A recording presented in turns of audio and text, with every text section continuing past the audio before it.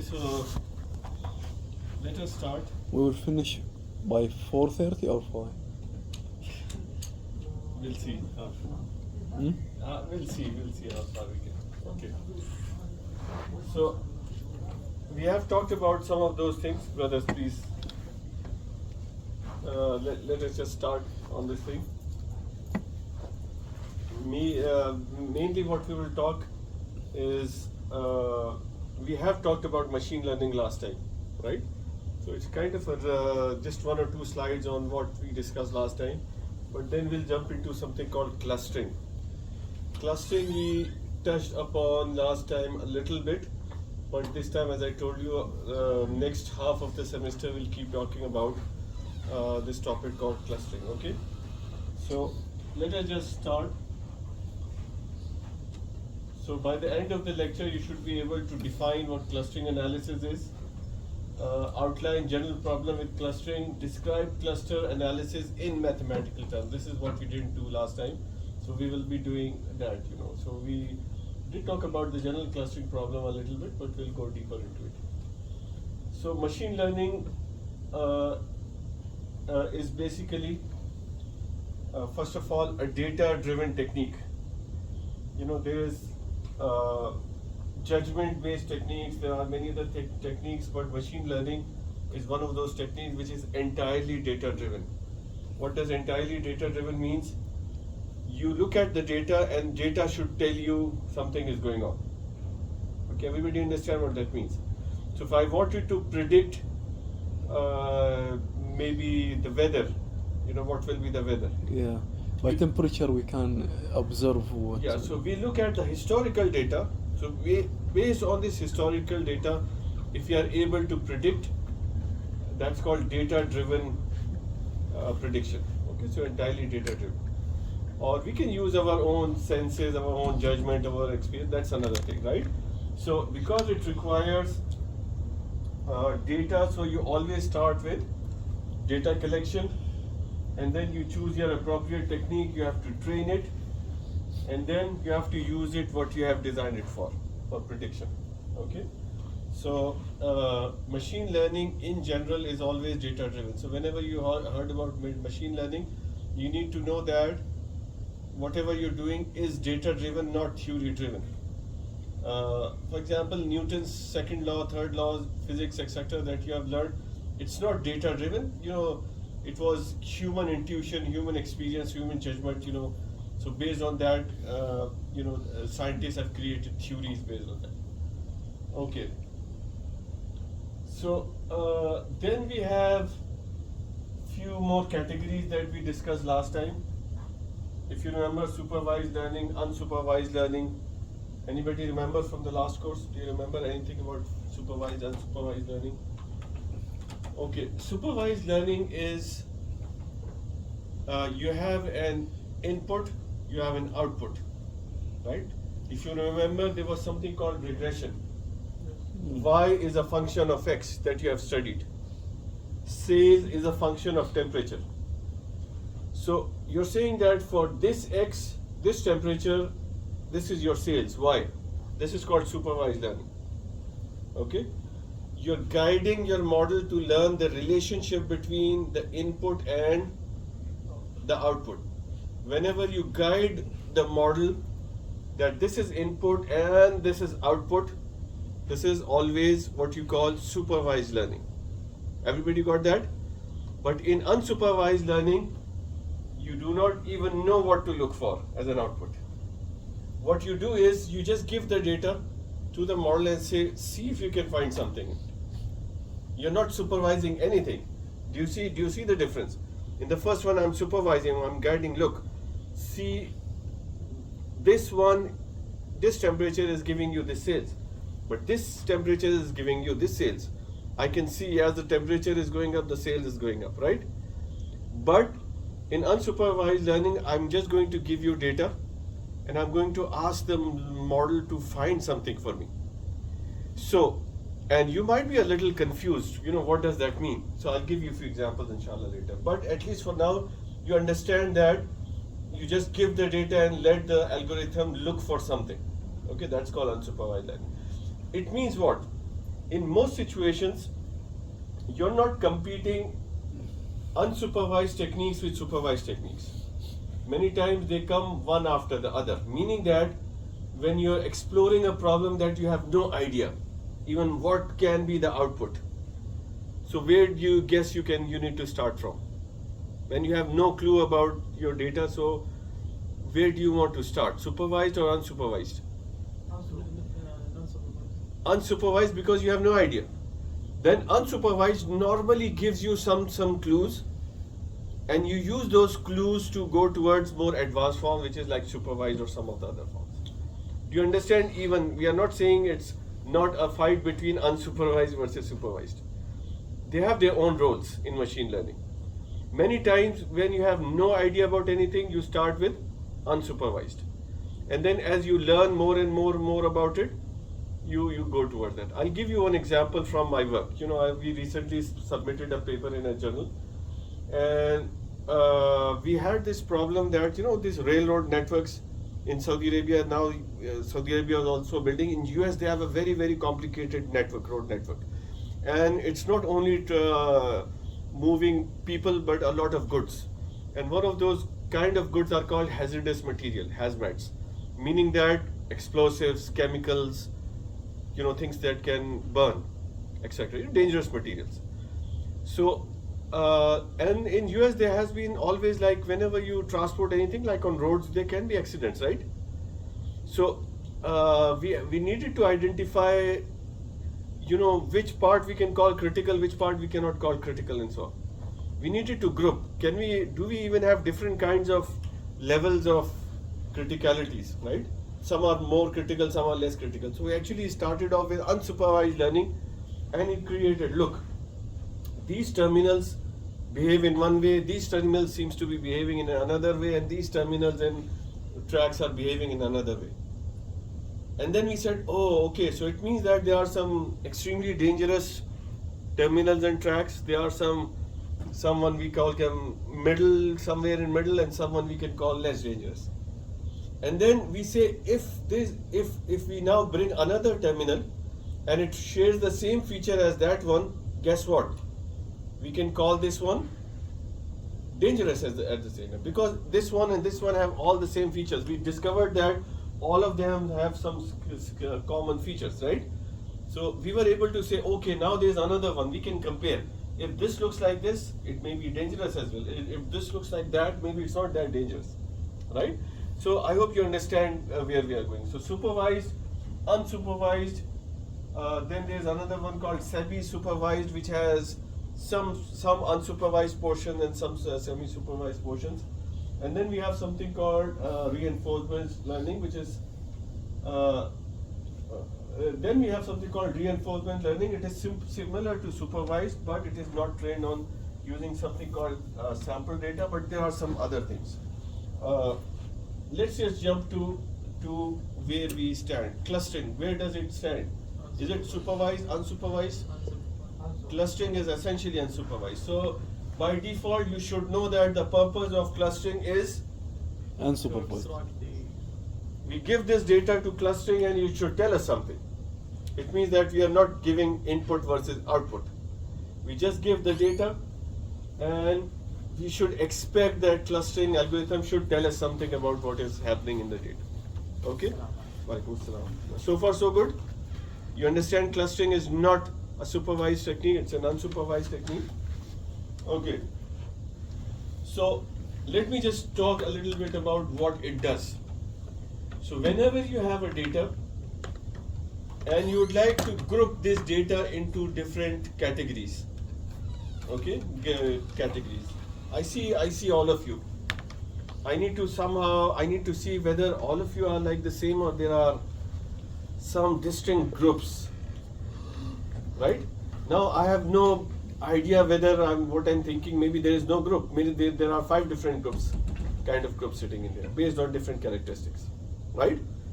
So if you're facing such a problem where you have to group based on certain physical, or it could be physical objects, abstract or whatever, some grouping has to be done, then you're looking at a tool that you can use, which is called Clustering. Clustering can always be used to group data. In your marketing, have you studied something called market segmentation? Yes. Yes. What is market segmentation? It's about Groups? different groups like genders, ages, To find the target culture. Right, so eventually, for example, if I have to make a marketing campaign for my new mobile that I'm launching, people who are in jobs for last 10 years, they have different, right, mindset, different views. Yeah. The younger ones, you know, the ladies, the girls, the boys, they all are distinct, right? Mhm. But how do I know how many groups are there in my population here? And It what dep- should I call even those groups? It depends which market are you going to target. No, but of course. But because that's a new market, that's what I say I do not know No. how many groups we have. We use the clustering to identify the groups. That In your last course? Sorry, in your course you mean? No, we use clustering to identify the. So I have just given you one example. Yeah. So if you have to do market segmentation, so you actually can use clustering to do market segmentation. Clustering will help you identify that these are the groups. It will tell you how many groups, and then you can, once it makes the group, then you can just study each group individually to identify, what do you call that group? Should I call them younger based on age or something else, a younger lot, or maybe rich people or something like that? You understand that? So grouping, clustering of data is a method by which large sets of data is grouped into clusters of smaller sets. Okay, but it means what? Clustering work on two concepts, which is obvious. I think you should you should have already guessed it. But clustering works on two things. Objects within a cluster have to be, and objects across clusters must be, Dissimilar.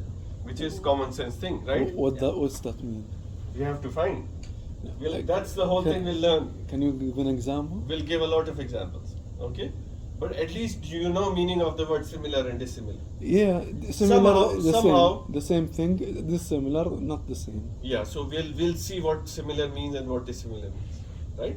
But first I have to tell you that cluster is based on similarity, and something not in the same cluster means they are. We somehow should be able to argue that look, these two are different. That's why they are in different clusters. Okay? Similar, like the same ages.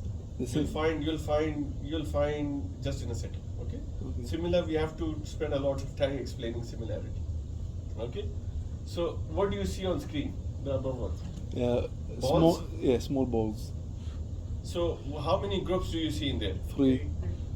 Now, what is the basis of that judgment? The Fulci. Colors? Yeah, colors. So you look at it. So I just showed you balls and I asked you to tell me what you see. You just did had me do unsupervised learning. You showed me that apparently there are 3 groups based on, for example, colors that you use, based on the characteristics that you see. And you said, okay, maybe I can see at least 3 distinct colors, so I put 1 group, 2nd group, 3rd group. Right? You just clustered the item into 3. So I never told you how many groups and so on. But this one is quite obvious. Looking at the color is quite obvious. So, but I needed to show you. So the balls of the same color are clustered into this. What about this one? Now it will get challenging. By aging and by gender. How many groups are there? Also by colors. There is 3 colors on. No, per gender. At least it gets complicated, right? By Everybody agreed to that. Maybe that it was gender, 3. maybe age, maybe colors, maybe So it means that you first have to identify the characteristics. the criteria, the important characteristics that you would like to use. So you first have to identify. You can cluster it based on gender. You can cluster it based on age. You can cluster it based on many other things, right? Yeah. So you can based on shopping patterns. You can cluster this group based on spendings. On mindset. Many things, right? So there can be many things you can use. It also tells you that it cannot be many situations you do not have one characteristic, but it could be multiple characteristics. Then multiple characteristics, similarity becomes even more challenging to do. Let's look at this. These are cities. Difficult to group them, right? Mm-hmm. But at least do you feel that there are some groups? Yes. Yeah, by Right. points. Can you see some grouping? Yeah. But one big challenge is that, shall I put this here or here? You see, you have now a difficulty of putting an object into which cluster. Plus, even number of cluster is a little bit tricky thing here. What do you mean? How many groups? How many groups can you identify on this screen? 3. 2, 3, 4, 10, 8. 3. There's no one answer, but the point is it maybe you're saying 3, but other can say 4. Maybe other because can say they 10. here they separating them for 3 for the circle. Others can argue for something else, right? But I'm trying to tell you that is it like the ball color thing? The point is something else for you to see. The point is, I'm showing you colors. I don't need a sophisticated machine learning to tell me that there are 3 colors. But here, it becomes more challenging, right? How do I group them? How do I put them together? How many groups should I even call a group, right? So how do you categorize them? Maybe some are groups, some are not even in a group. There can be arguments like that. In your opinion, how many groups there? No, there's no opinion. We'll talk about how we'll do it. How many? Okay. Sound looks familiar, Yeah, good map. right? Where are we? Right? Yeah. Can you cluster type of buildings that you see? No. Only by color. No. Well- Sizes. Can you see even sizes there, colors there? Again, challenging thing, right? Could be geographical distance. I'm just showing you examples, trying to tell you that grouping can become really a tricky task, right? But at least you sense some sort of grouping, some big houses, small houses, maybe distance-wise, and many other things, right? So clustering is a challenging thing. So at least if you understand, we normally don't do clustering on these obvious problems. But clustering becomes a very important tool when you face not only a situation like this, when your data points are large. You're not only dealing with this much, but you are having a population to segment which has 100,000 population, 1 million population, right? And all mixed up with all those features. How can I separate them? How do I know first how many groups and what is the size of each group and what are the characteristics of each group? This is where clustering can be a very, very powerful tool. Okay? So let's just go in there. So how do you group home? These are groups again seen on a map like this. So now I'm going to tell you one more thing. Not only you can group them, but grouping like you have been identifying it can be different based on different criteria. So if you're grouping them based on distance, I think you can see it makes sense to see those second middle ones, right? Near. Maybe the middle dot is like a group on its own. Outlier kind of thing, right? Yes. When you said grouping, it is the same as clustering, right? When you said grouping. Yeah, clustering is a technique to group objects together of similar nature. Clustering is a technique to group items of similar nature. That's what you call clustering. Okay? So we are doing clustering based on distances, but what about size? Maybe you'll have another kind of a grouping. Can you see other size based? Maybe you don't see the size here, but similar size. The distance is not. They are not looking at the distance. Okay, so grouping based on different features. So how can we define clustering? Another name for clustering is called data segmentation. Segmentation means you have to put them in different segments. Segment means groups. Okay. In some applications, because it's partitions large data set into groups according to their similarity. So data segmentation, why do we call that? Because it put them in partitions based on what? Similarity. Clustering has been applied in many application domains, including biology, medicine, marketing, economics. So wherever you face group and khalas, you can use clustering, right? Whether it is in biology or in medicine or in marketing or in economics or anything else. When we face grouping, Grouping. hmm? What is When we face grouping grouping? Where for the clustering. clustering is a technique to do grouping. Mhm. Right? This is what I'm showing. If you have to create groups, you can use clustering as one technique. Okay. Okay. So clustering can be used to identify, like you mentioned about outlier. Yeah. If you see some points not in groups, maybe these are.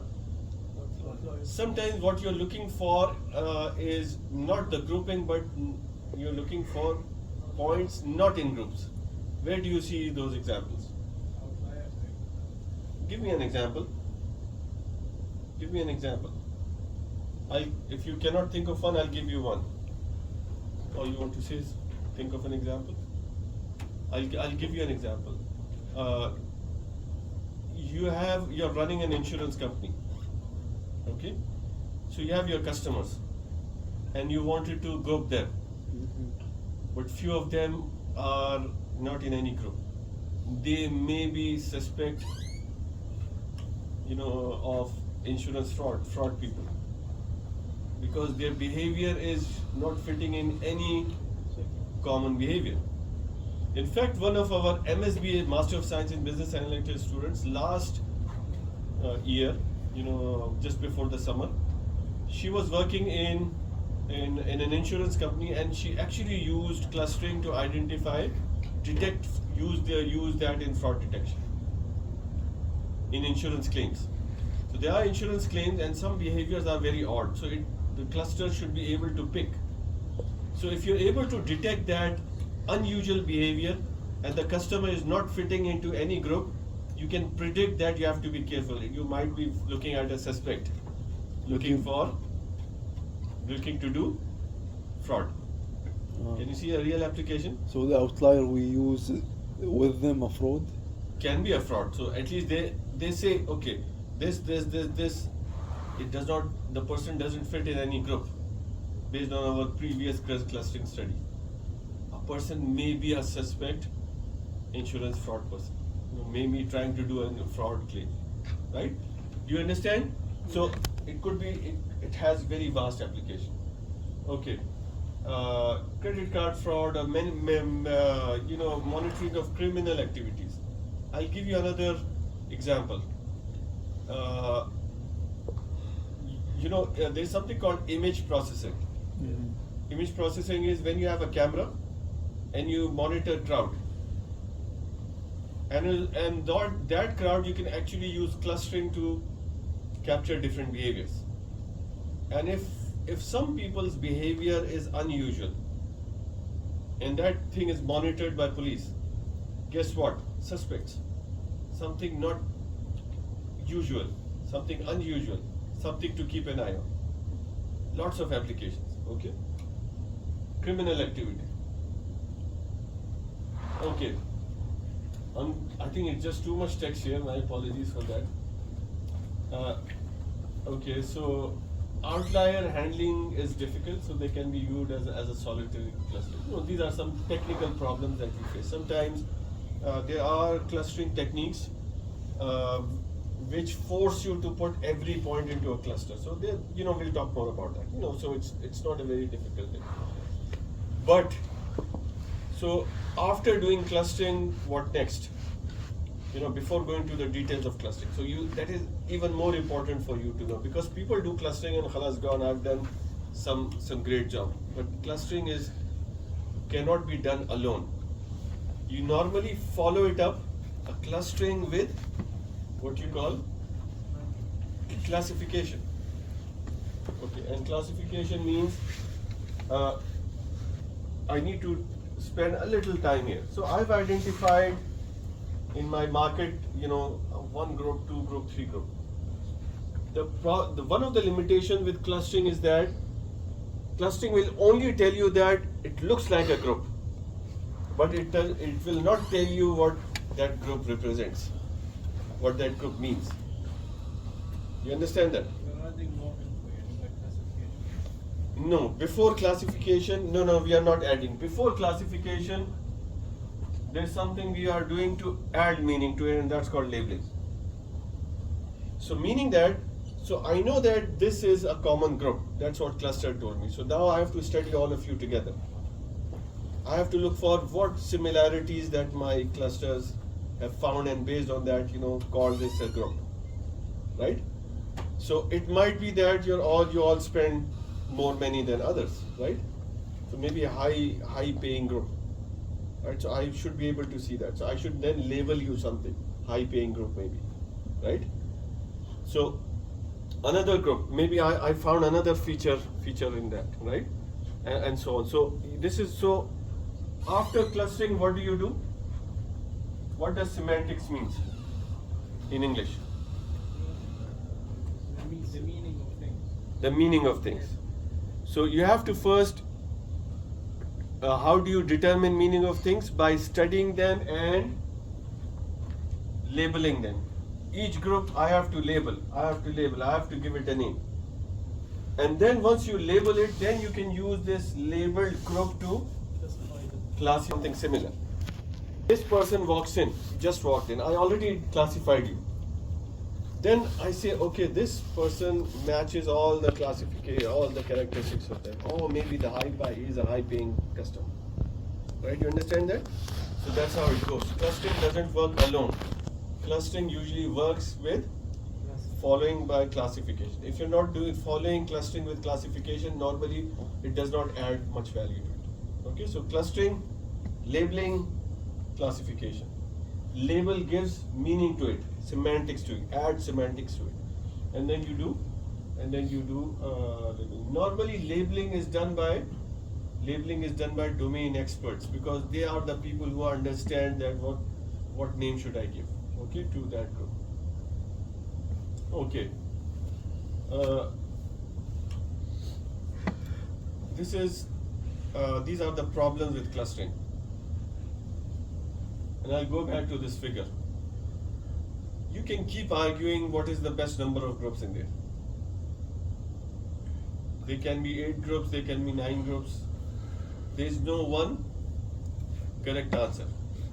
And as you'll see when you're doing clustering, you will run into this problem of what is the right number of clusters. What sometimes algorithm will tell you that I feel maybe 5 is more suitable, but the algorithm will not tell you, no, 5 is correct. So there are, especially when there is like there's unclear boundaries, so normally the interpretation becomes a problem. So one of the problems that you face is that, I already showed you outlier problem, semantics problem. The exact number of clusters are very hard to determine at times. There are ways to deal with it, but this is certainly a big problem.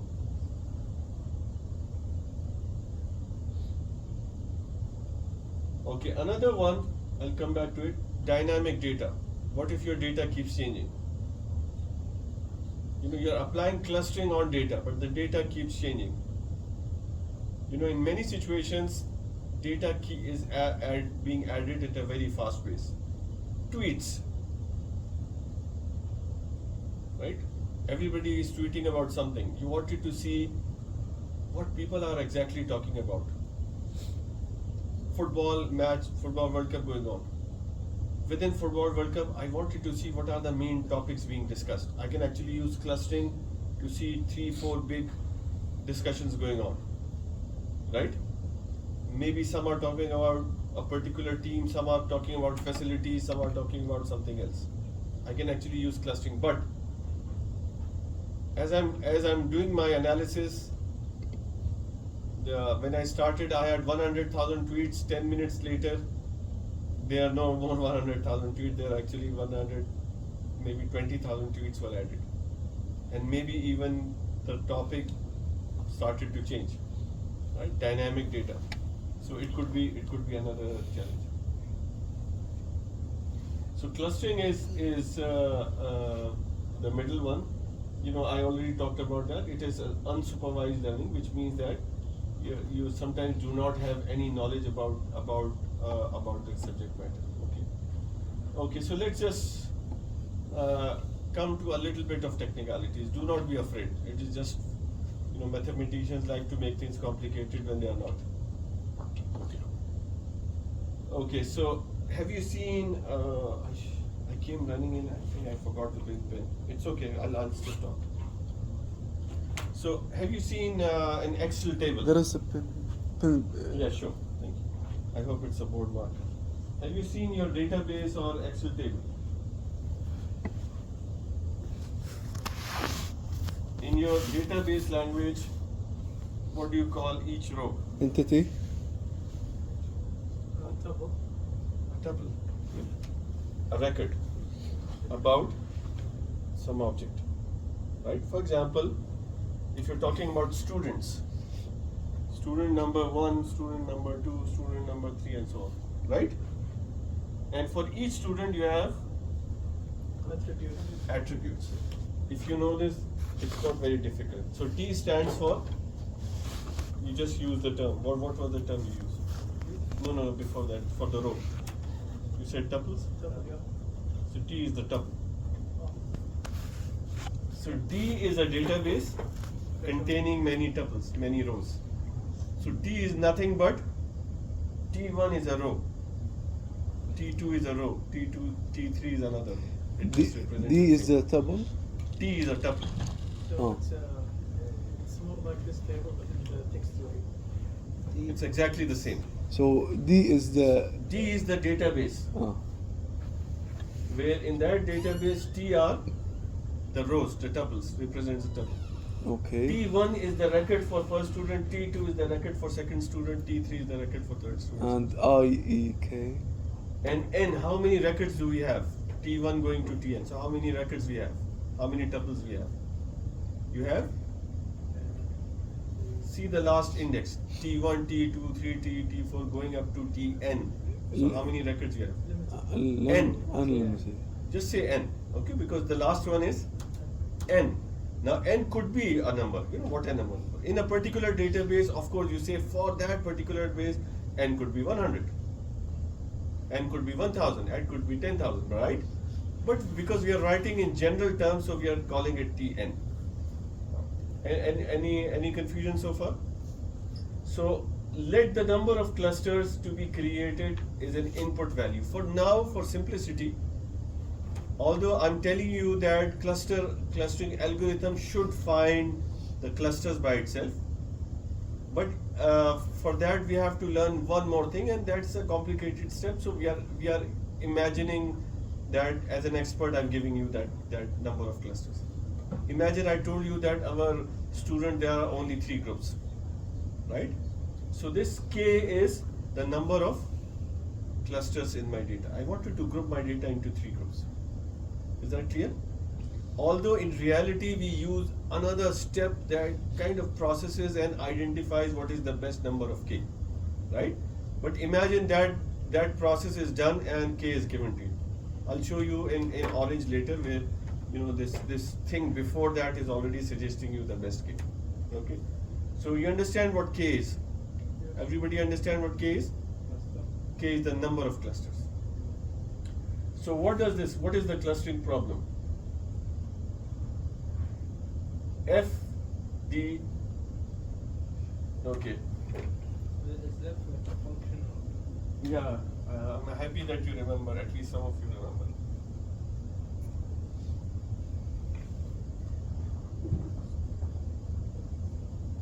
Have you seen this in math somewhere? Y is a function of X. You know, so basically a function, my bad, it's the other way. It's a mapping function saying that you need to put Y, you have to map for each X, you have to have like a Y mapping thing.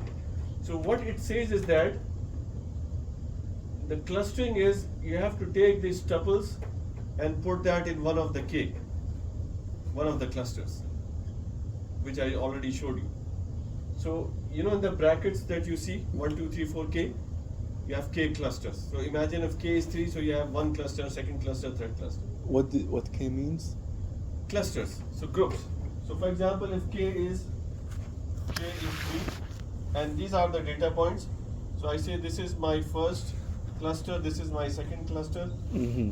and this is my third cluster, right? Mm-hmm. You get that? And this function says that take all of them, put in each one in one of them. Eventually that's what you call mapping, right? You start putting tuples and start putting them in K1 or K2 or K3 based on something. Yeah. Based on their number, so number 1 go to K1. No. We'll talk about that. Based on similarity, but we haven't defined similarity. But you understand what we are doing. Mm. Now this tells you that each tuple, what is this one? Ti is assigned to. There are advanced algorithms which do not follow this rule, but for now, it's one of the rules we will be following. That each tuple should go to only one cluster. It means that the first student can go to one cluster 2, cluster 3, but not 2 of them or 3 of them. So you have to pick that this record should go to this cluster or this cluster or this cluster only. This is a rule. We are setting up the rules, okay? You understand this rule. So a record or an object cannot share clusters. It has to be in one of the clusters. Secondly, the actual content of cluster is, it basically says that you cannot have clusters more than what you have defined. So each tuple, basically in single language, will belong to one of the clusters. So I don't want to overcomplicate this last time, but it basically says that this tuple is assigned to a cluster based on some function, some rules. This is what it says. A little difficulty, yes? J is J? the jth cluster. The largest J is the K. This mathematical. I don't want to take you into mathematical nonsense. So if when I say maximum is 3, right? But in general, I just put anything. So I say jth cluster. That's how we say it. Okay. So it will become clear. This slide is always challenging. So let's just go forward. Okay. Now there are few more things that we will understand. Okay. There are many ways that clustering can be done, and we'll learn many methods. Okay. But most of them evaluate similarity based on a concept called. Two things are important when you say similarity. We said the similar ones go into the same one, right? So 2 very important concepts to understand. Number 1, distance, and then there is something called centroid. Okay, so Central. how far, and simplest example is between you. Let's take something which is very easy for you to understand. I'm going to group you all based on your distance. Distance is easy to understand, right? Mhm. As distance. So how can you create this group? Maybe you can see one group there. Why? Because the distance between them is small. Yeah. Maybe another group here, maybe another group there, maybe another group there, right? Distances. Yeah. So you understand distance, what distance means. Mm-hmm. But there is a problem. Mm-hmm. How can we identify a group? So groups are always represented by an ideal figure. And that ideal figure is called a center. Something special. When I say measure the distance with what? Do you see this problem? If I need to see you are in this group or you are in that group, your distance I measure with what? Him, what? You see the problem here. Now you came, okay, and I need to see whether you're closer to this group or that group. Of course, I can see that you're closer here, but I need to still measure. Measure with what? Your distance with him or him or him or him. You understand the I problem? can't say the number of seats between me and him. Them is a very vague term. Them with him or him. You understand the problem? Yeah. Because when I need to measure, I say you're more closer to this centroid and this one. Yes. So we have what centers? We have to, in each cluster, cluster. we have to put something called, and we measure distance from this center. So now if there is a new person here, new person came in, we have to measure its distance with what? Not the members. With the center. This distance, this distance, this distance. And see which is the smallest distance. It's like an anchor. It's like an anchor of that thing. You can see it as the most representative point of that group. You understand that? So now similarity. Do you understand in similarity the two concepts? Distance with what? With centroid, which is the most nearest one. Can you? Right? I did not understand the centroid. Centroid. Yeah. Like if I'm going from here to Riyadh, Mm-hmm. right?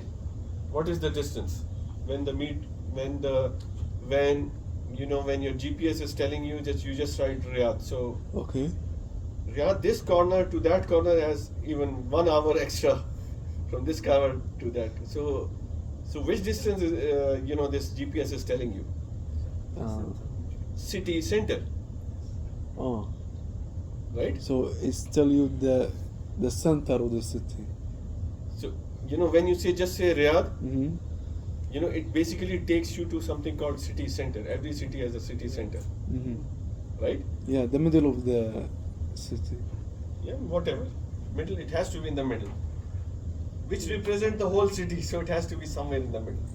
Right? You understand that? Same concept. Okay. When I need to see distance from something, I'm standing somewhere in the middle and say I have to go to Khubar or Riyadh. When I look at the distance, So, doctor, it takes from the to the middle of the yeah, cities, right? if there is a line from A to B, the middle is the centroid. In physics, you haven't studied centroid or center of mass, center of gravity. Yes. Yeah. Same concept, and the word has come from there. Centroid is a word used in physics. Center of gravity, and if the body density is the same, then center of gravity and centroid are the same. So can you give an example on the board? I already gave you an example here about distance, right? Another one. In city center is like the center. Mm. Okay. For example.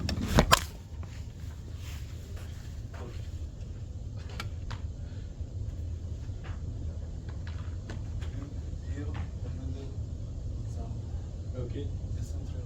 Yeah, this is centroid. Oh, okay. Anything where we call a center is like what we are looking for. Now imagine. Now I need to give you one more example. In this class, not in this class. Imagine we have a group of people, some old people, some young people. Mm-hmm. You can imagine that there are two groups, younger people and Older.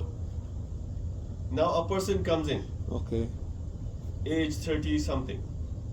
Where do we put him? The centroid. I don't know. You have to measure the distance. Outside. So how do you measure the distance? What I do is I take the younger group, take their average age, because some are 16, some are 25. So age, how do I take the difference of age? Yeah. You understand? That's how you call centroid. Because there are 10 people and the average came out to be 19.5 years. That's like a representative age, right? Because that's like the average age of the group. There could be another person maybe 100 years old plus 60 years old plus maybe 50 years old. So again you take the average. And the average turned out to be 62 years. Now you take this 35 years old minus 19 and 35 years old minus like 62 and see, closer to which one. You understand the concept of centroid? Yes. It has to have a centroid, a representative. So distance, centroid. Now things will become complicated when you talk about characteristics like age, like grade, like multiple. We'll see how to deal with it. And inshallah we'll look at it now. Okay. So now if you understand this basic problem, we have to find distances between centers and individual objects. Now if it is just one characteristic, and I can write them, so these are tuples, records, and imagine this is the record for the age thing that I just mentioned, people, and I write here only age. So you understand how to read this one. First person age, second person age, third person age, fourth person its age, and so on. Can you read this matrix? But many times you are faced with a situation where you not only have age, but you have some other characteristics, income, gender. So this distance is not based on only one simple concept of distance or age, but you may face a situation where you're dealing with multiple characteristics. Is that clear? At least the problem. So now we are going to show you a very simple way to deal with this situation. Okay? So, but you understand the representation. So how many characteristics maximum does this each person have as? P? So you call it P characteristics. And how many records we have? N. So and there are N people. N could be 1,000, 10,000, whatever. And you can have P characteristics. P could be 1, which means only 1. P could be 2, 3, 4, 5. So how many maximum characteristics? Okay? So, Yes. the n object times v variable, p variables. Can you give an example of this? It's not all. I showed you here. How many students we have here in this class? I don't know. Imagine 35 students. Okay. And we are interested in their age, okay?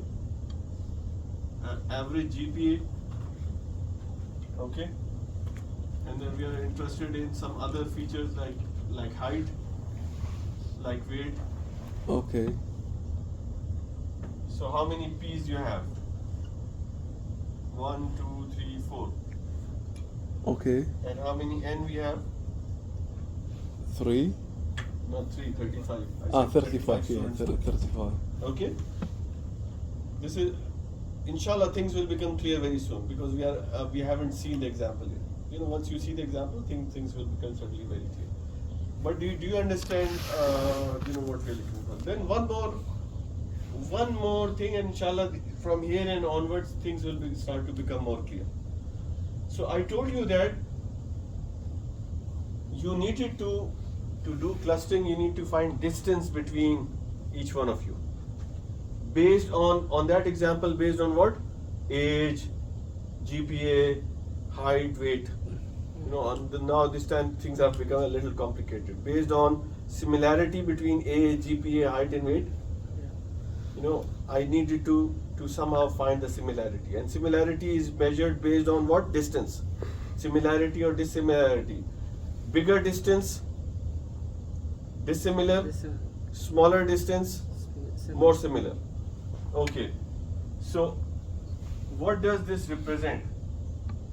The last one was the data matrix. The last one was nothing but data matrix containing the data you need.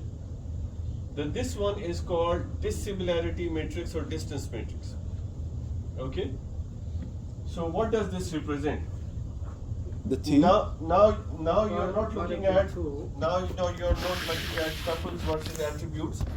This matrix is looking at tuples versus tuples, meaning that I'm comparing person 1, person 2, person 3, person 4, okay? And then person 1, person 2, person 3, person 4, and so on. Okay? So what is the distance between person 1 and person 1? 0. Why you said 0? Because The same. they are exactly identical. So do you see 0 written up there? The first one. Yes. So what is the distance between first person and the second person? Between 1 So and we are 2? going to call it D 1, 2 or 2, 1. Okay, so we are calling row first. So you understand what D21 means. So, Dissimilarity between, so P1 is 1, P2 is the 2, so 2 and 1. yeah, we needed to see the differences between P2 and, so this is the distance or dissimilarity. So we Okay. call it what? D21. So what does D3, 2 means? Means the third and the first one? 3, 2.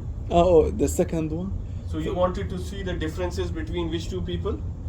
Third one and The second one? the second one.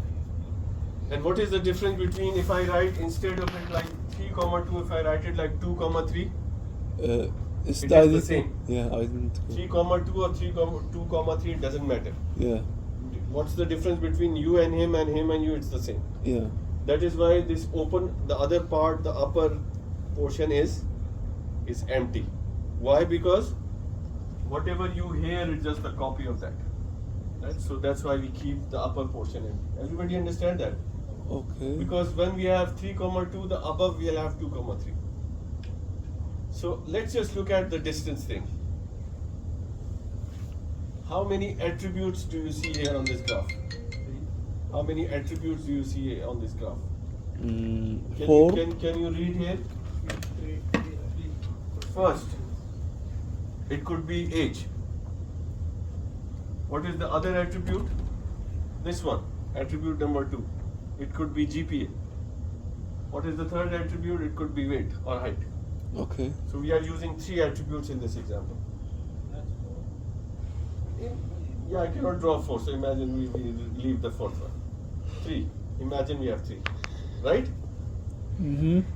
So, do you see that you can plot what was the first attribute we called? Age. Yeah. So, first person, second person. Mm-hmm. We are trying to see the difference between them. Okay? So, if you just look at the first attribute, which is this along x-axis, so we just have to see this difference, difference between their age. Second, between their the other one, the GPA, and then the third one. So can you see? This is the first one. You can see this is the first one, this is the second one, and this is the third one. I did not understand this diagram, the last thing. Okay. If I, instead of drawing 3D drawing, if I just draw it in 2 dimension, okay, Okay. and I call this age, and I call this height. Okay. The distance in age between this point and this point is how much? This is the difference in age. And difference in height is, this is the difference in height. Okay. It just has a 3rd dimension as well. So can you explain here? See, same. Can you see those lines? The down one is Oh. x1, Okay. the other one is x2, Okay. and this is like, it's hard, 3 dimension is hard to see. Just remember this example. Sometimes Okay. people struggle to look at, the 3rd dimension. Okay? You're just trying to show. Now, from here onwards, it will become easy, because the previous one I see students struggling. Let's recap before we go there. So, how do you cluster or group items, or on what basis? Based on similarity or dissimilarity, right? And you have said it correctly. What you have said is correct. But let me just go step by step, right? So what you said is absolutely correct. But the next question is your answer. Similarity based on, yeah, that's like what you said is the end answer, which is correct, right? So similarity and dissimilarity. So 2 objects are more similar if distance between them is less. The smaller the distance, the more similar they are. and the more dissimilar they are, the larger the distance. Is that clear? And now, in order to put them in groups, if I have two groups and I have a third item, what is the basis of putting that item in one of those groups? Take the average. The center, of course. Imagine if you know the center, I will have to measure the distance of this point to this group and this point to this group. And then what do? If this point is closer to this cluster, I put them into this cluster. If this point is closer to the other cluster, I'll put it there. So far, so good? Yes. So the whole thing about visualization and distances, it seems like if I understand somehow, if I figure out how distances work, then the problem becomes very easy. Because it seems visualizing and distances, etc. is a little bit tricky thing, right? So this is where I'll make your life very easy. In your math class, do you remember anything about Euclidean distance? Euclidean distance. Euclid? Do you remember Pythagoras, Pythagoras? Yeah. Right. Let's just use a little trick. If you have multiple characteristics, if you have age and height as two dimensions, if your distance is not only in x but x and y both, so how do you use to get distances? The resulting distance, does this look familiar? Yeah, if you want Pythagoras the theorem, distance between x and y. So if you have x comma y, two dimensions, x and y. So how do you use to measure distance? Remember this formula? x1 minus x2 square, Yeah. y2 minus, same thing. We have age and height. Age is x, height is y. Age minus age square plus height minus height square. Take the square root, sum and take the square, and this is your distance. Now does this look easy? After Yes. that? Now imagine if you have not two, let's take an example. Maybe ignore that point. Let me just add you one more question. Imagine if you do not have two characteristics but three characteristics. So how do you modify this formula? That's it. x1 minus x2 square plus y1 minus y2 square plus Z. z1 minus z2 square. Huh? And if you have another one, you add another one, and you have another one, you add another one, and you have another one. Doctor? It doesn't matter even if you have 10 integers. Yes. Can you draw something? Yeah, I will draw something. Okay. So you have three characteristics: age, height, And wait. and weight. Right? So we'll call this x, we'll call this y, we'll call this z. So we have 2 points, two people, right? The first person and the second person. And the age for that person is how much? 10? Okay, 10. And the height is just random number, okay? 150. Okay. And the weight is what? 20? I don't know. Another person. Age 20, height 250, I don't know which planet they live on, but 250 height. it doesn't matter. Whatever, I just put random numbers. Whatever, it doesn't matter. Okay. So how do you find distance between them? Okay. X minus x square. It doesn't matter which one you write first. Why? Okay. Because the Because- same square. Square roots. Because it's square. Yeah. Squared values. What is that? 250. Which one you? Yes. So obviously x, y, and z. Yeah, that's how you find. You understand that? So just use your calculator and the number you get is the distance between what? These two people. The distance between these two people. So understand what distance means. Yeah. Now, this is called Euclidean distance. Euclidean? Can you see at the top as well? The word up there? Euclidean distance. Yeah, Euclidean distance. Yeah. I don't know if you have an Arabic name that you have studied in there, so you can take that. Okay. Euclidean distance. Now, this looks a little complicated, but it is just instead of squaring and then taking square root, this Manhattan distance says instead of squaring it up and taking square root, So no matter what the answer, it will be you know this positive. symbol, by the way. Yeah, it will be the positive. So, for example, This 10, is called Manhattan distance. yeah, 10 minus 20, but it's Positive. between, yeah, positive. All positive. All And you're positive. squaring because of positive, and because you squared, you took the square. Right? So what do you call this approach? You call this approach Manhattan distance. It's just another way of calculating the distance. You just have to be consistent. Yes. It can be come in the exam. Anyone like can come in the exam. exercise. Yes. Um, In your midterm, you will have something questions like this. Okay, distance. Do you understand the concept of distance? Okay. If I ask you to do Euclidean distance, which one will you above one or below one? The And first if I one, ask you to use Manhattan, which one will you use? the second. The second one. But not difficult. Yes. Can you repeat this? The second one? The second one you mean? Yes. Second one, look. Compare the two lines. You understand the first one? Yeah. You take x, 1 minus x2, you square. Let me compare.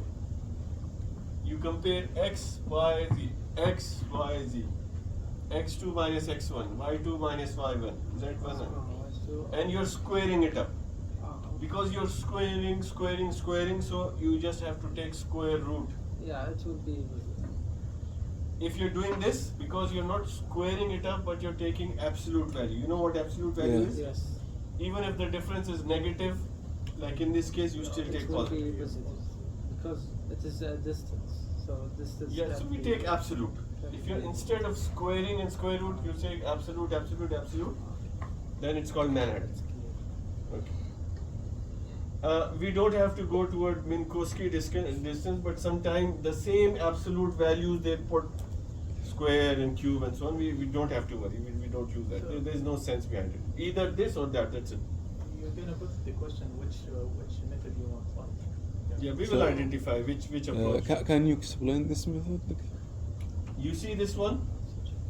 It is Yeah. exactly the same, Okay. except some people say that let's try putting even some power onto it. So What's the P? P is the power? power. If you put power 1, it becomes Manhattan distance.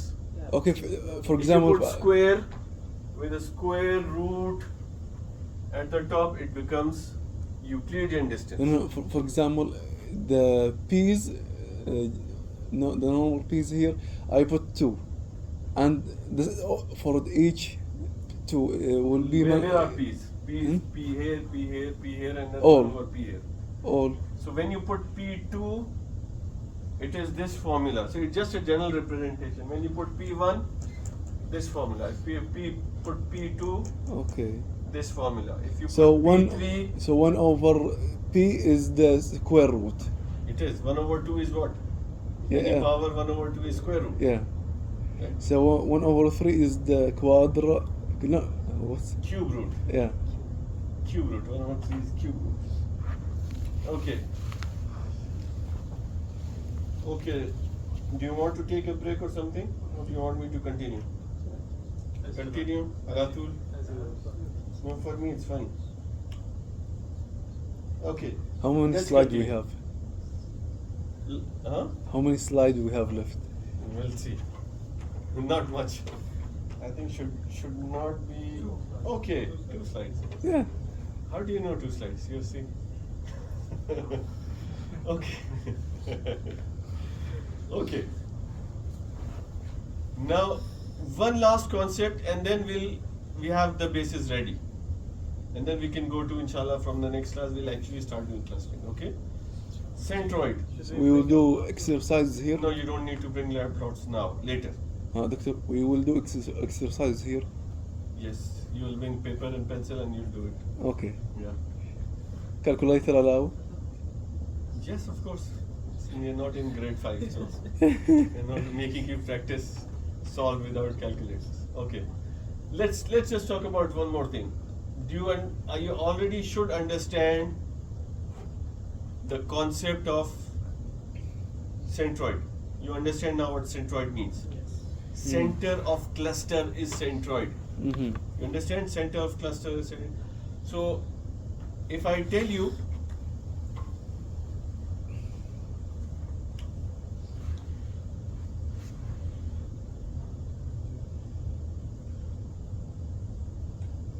okay, so let's take the same example. How many persons do you have? 3? No, 2. 2. 2, Yeah. right? So I told you when we are looking at the age thing, what should we do to find the center of this one? Take Of the average. average. Yes. This is just asking you to take the average, but the only difference is that in this example you not only have age but you have height and weight as well. So different variable. So how do you take this centroid location? So 2 people, I need to see where their center is. Okay? So what I do is I take average of this one. So what is the average? 15. 30 divided by 2 is how much? 15.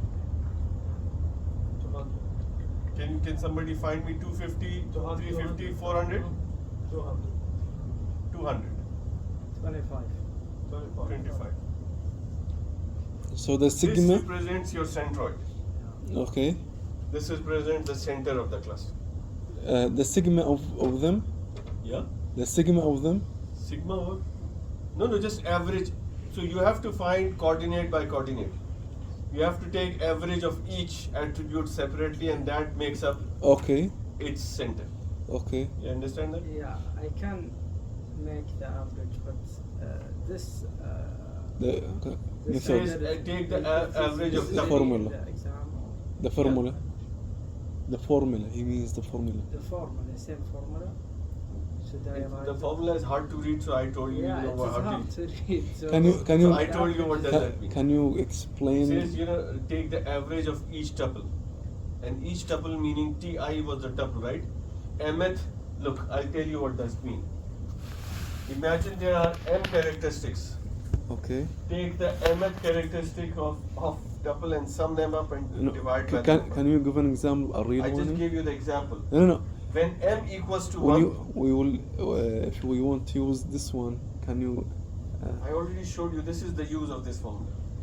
You just take average of each characteristic. Mth characteristics, take average, sum all x's for that point and divide by n. Then change m, do it for y, do it for z. Okay, so That's I'm showing you how exactly it is. the easiest way. Yeah. So I'm making your life easy, but not making you go into the complexity. Okay. So I think we have a thank you slide. So let's just recap. So what is the difference between supervised and unsupervised learning techniques? Yes. Supervise, you know the inputs and In the outputs. output, and you're just asking them to relate between input and output, right? You know the output and input. For each x, what is y? That's what we discussed, right? And the only thing you asked is somehow find the relationship between them. Yeah. So let me give you an example so that it becomes more clear.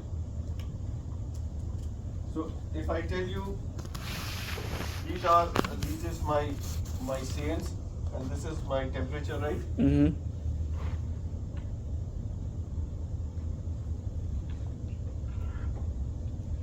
Does it look familiar? For each Yeah. x, I know what is my y. For each x, so what does supervised learning does? Fits a model Okay, so that relates between so x and so y. supervised, we know for each x we know the y. And then you fit a model. Okay, and if we don't know, that's unsupervised. We don't know why at all. We just say we have a group. We have And no the- idea what this data is telling me. And the cluster is unsupervised. Yeah, because you don't have an output. You just say group. You have the data group there, right?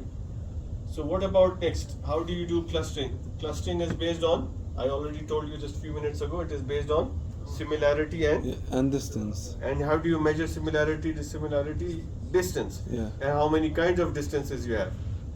We saw Manhattan and Euclidean. Euclidean. And what is the formula for Euclidean? The square root of x plus. The squared term, yeah. you take the square root. Yeah. And what is the Manhattan instead of squaring it up? The absolute value. The absolute values. Khalas, you are good. You're expert so far.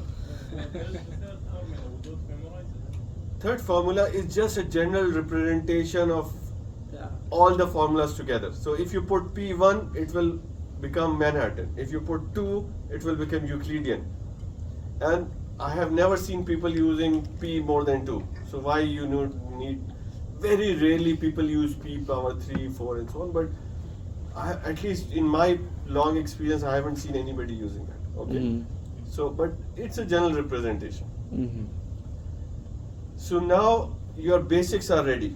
So we will start inshallah clustering. So please bring papers and pencils. Okay, next Sunday. Yeah, because you have to start seeing how clustering works. Okay. So there are two things. I need to tell you this, maybe I can talk about this now. Immediately you will ask, why do I have to do it by hand? Because it's very intensive. It's simple but intensive in terms of calculation. Many plus minuses I have to do. Mhm. Okay? So the only reason for making you work by hand is to understand how things work. In real world, in your projects, anywhere you never do it by hand. The only reason for doing it by hand, Practice. no, is to understand how the algorithm works. Yeah. Okay? Yeah, anything, whatever. A paper does not mean physical paper. You know, if you want to do it on an iPad and whatever, it doesn't matter. But what I meant to say, you're doing it by yourself. Okay. And I'm telling you the reason because step 1, step 2, step 3, how the algorithm evolves, take you from beginning till end clusters. You will not understand until you take that pain to go through that steps. Okay? So even in exam, even if there's some examples come, it will be, a very small example, tiny example, or even part of the example, maybe not even full example. Okay?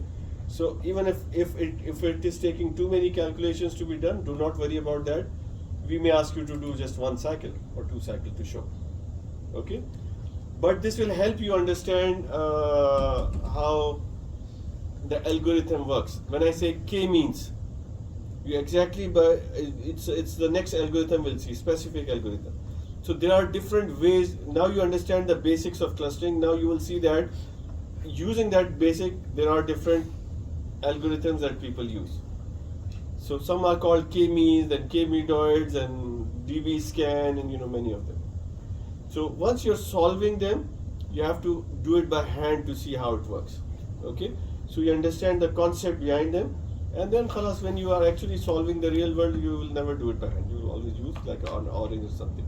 I think some of you did assignments on clustering during by orange. You will now understand them much better. You will even see where you did wrong, because you may have done something that after doing this class, I should have done not this but that. So you'll make better choices. Okay? So I'm going to stop now, and I think I cannot stand anymore.